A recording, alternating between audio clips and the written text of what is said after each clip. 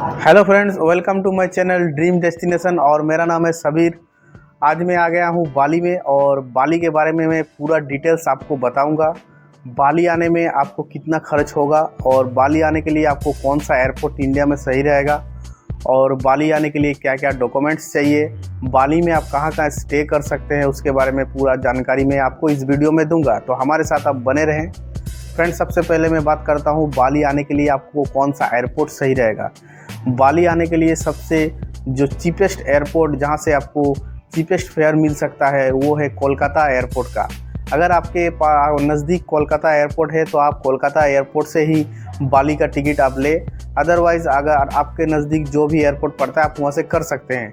Kolkata airport से बाली का जो फेयर है वो अप एंड डाउन लगभग 15,000 पर रूट पड़ेगा, मतलब आपको 30,000 से 32,000 अप एंड डाउन फेयर आपको पड़ेगा। ये हो गया फेयर का बात। अब बात करते हैं बाली आने के लिए आपको क्या क्या डॉक्यूमेंट्स चाहिए। बाली आने के लिए फ्रेंड आपको चाहिए जो आपको पासपोर्ट चाहिए। पासपोर्ट में 6 मंथ वैलिड होना चाहिए पासपोर्ट आपका। और आपको बाली आने के लिए चाहिए एक कोविड सर्टिफिकेट जो है वो आपको ले लेना ज़रूरी है। ऐसे कि अभी जो 2024 में कोविड का कोई सर्टिफिकेट कहीं पे मांगा नहीं जा रहा है, मगर आप कोविड सर्टिफिकेट ले ले तो बेहतर रहेगा। अगर और बाली आने के लिए आपको ड्राइविंग लाइसेंस ले लेना है। इंडियन ड्राइविंग लाइसेंस बाली में अलाउड होते हैं, तो आप इंडियन ड्राइविंग लाइसेंस ले लें ताकि आप अगर स्कूटी वगैरह हायर करें तो यहाँ पे चला पाएँ। ओके। और बाली आने के लिए आपको यही 3 डॉक्यूमेंट्स मेन चाहिए। और एक जो सबसे ज़रूरी बात, जो बात मैं आपको बताने जा रहा हूँ, बाली आने के लिए आपको जो फ़्लाइट है वो डायरेक्ट फ़्लाइट कोलकाता से बाली के लिए आपको मिलेगा नहीं। आपको जो फ़्लाइट है वो हो सके मलेशिया या कोलालमपुर मलेशिया, सिंगापुर या थाईलैंड के बैंकॉक, ये सब में आपको कनेक्टिंग फ़्लाइट लेना पड़ेगा। तो ये दोनों जो कनेक्टिंग फ़्लाइट होगा, इसका जो PNR है वो सेम होना चाहिए।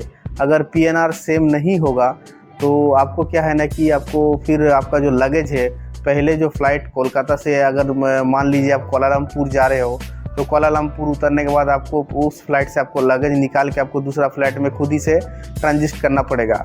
और अगर PNR नंबर सेम होगा तो आपका जो लगेज है वो ऑटोमेटिक ट्रांजिट हो जाएगा। और PNR नंबर सेम नहीं होने का और एक प्रॉब्लम आपको हो सकता है।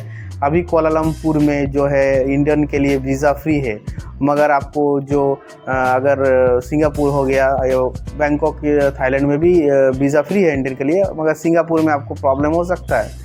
तो आप जब भी टिकट बुक करें आप ये ध्यान रखिए आपका जो PNR नंबर है वो दोनों फ़्लाइट का सेम होना चाहिए, दोनों कनेक्टिंग फ़्लाइट का सेम होना चाहिए। ये हो गया आपका टिकट के बारे में और डॉक्यूमेंट्स के बारे में पूरी जानकारी।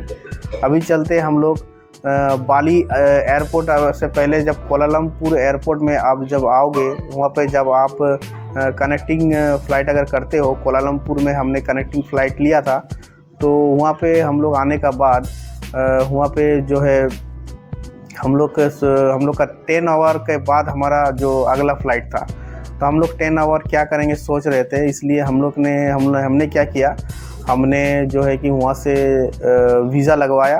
वीज़ा क्योंकि वहाँ फ्री है।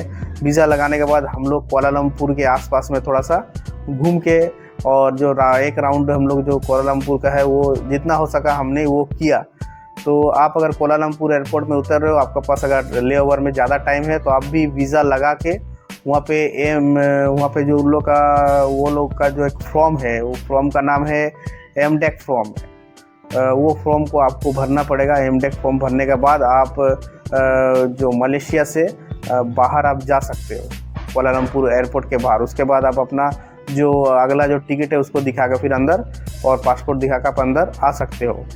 ये हो गया कोलालमपुर का बात। और कोलालमपुर इमिग्रेशन में आपको ज़्यादा कुछ पूछेगा नहीं, कि आपको जो पूछेगा आप बता दीजिएगा कि बाली घूमने जा रहे हैं और अभी हमारे पास लेओवर में टाइम है तो हम थोड़ा कोलालमपुर घूमना चाहते हैं।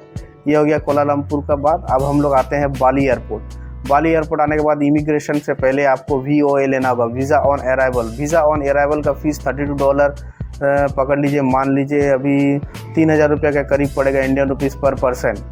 उसको आपको लेना है। उसको लेने के बाद आपको इमिग्रेशन में जाना है। इमिग्रेशन में आपको वीज़ा ऑन अराइवल का टिकट दिखाना है और इमिग्रेशन ऑफिसर आपको बाहर जाने का पूरा रास्ता आपको बता देंगे और आपको वीज़ा, आपको पासपोर्ट में स्टैम्प लगा देंगे और साथ ही आपको अलाउड करेंगे बाहर जाने के लिए। बाहर आने के बाद, इमिग्रेशन से बाहर आने के बाद बाली में आपको एक वहाँ से बहुत सारे कंप्यूटर देखने मिलेंगे, जहाँ पे आपको एक फॉर्म फिलअप करना है, कस्टम डिक्लेरेशन फॉर्म।